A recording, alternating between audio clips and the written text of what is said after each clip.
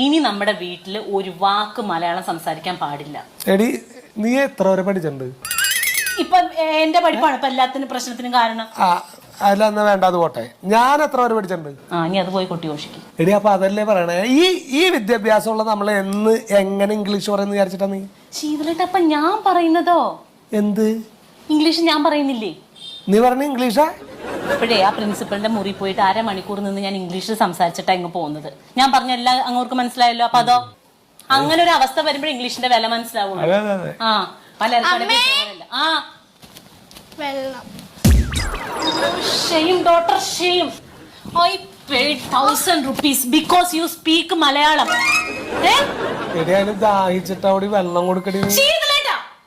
Stop this dirty Malayalam. If you again and again ask Malayalam, I will pull out your tongue.